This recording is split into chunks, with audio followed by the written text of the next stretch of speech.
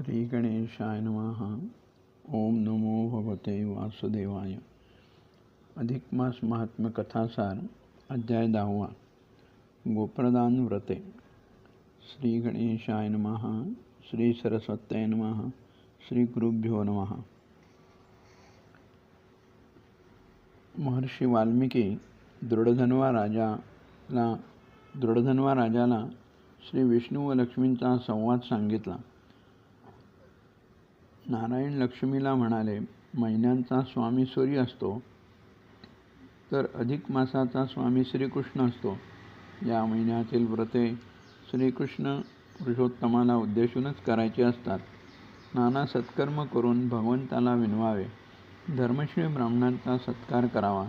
जे अज्ञानी आहेत त्यांनी संतांच्या सेवेत जावे। साधूंचे दर्शन घ्यावे। लक्ष्मीने विचारले, गाय व विप्र यांचे पूजन कसे करावे? विष्णू म्हणाले, गायीचे सामर्थ्य अद्भुत आहे। तिच्या शेपटीच्या स्पर्शाने रोग, दारिद्र्य, संकट दूर होतात। परिवार सुखी होतो। गोमयात यमुना व गोमूत्रात नर्मदेइतके सामर्थ्य असते। तिच्या दुधात गंगा निवास असतो।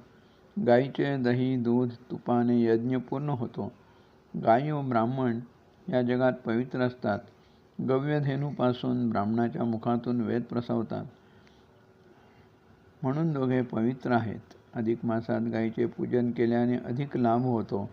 पुष्कळ दूध देणारी सवत्स शुभ्रवर्णाची गायीची पूजा करून ती सत्पात्र ब्राह्मणास सुमुहूर्तावर दान दिल्यास पापे नष्ट होतात।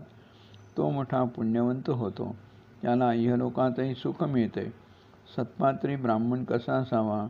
तो सत्यवचनी, अभ्यासू, शांत, दयाळू, निर्लोभी, धर्माचरण करणारा, कुटुंबाचे पालनपोषण करणारा व श्रीकृष्ण भक्त असा असावा। दानाच्या वेळी हे पुरुषोत्तम प्रित्यर्थ सत्पात्री ब्राह्मणाला सुलक्षणी गाय प्रदान करत आहे असा संकल्प सोडावा। गायची शेपटी ब्राह्मणाच्या हातात द्यावी। त्यावर पान सुपारी दक्षिणा भिजवून द्यावी। गोदानाने गोलोकपती भगवान श्रीकृष्ण संतुष्ट हो ही प्रार्थना करावी। पाणी सोडून नमस्कार करावा।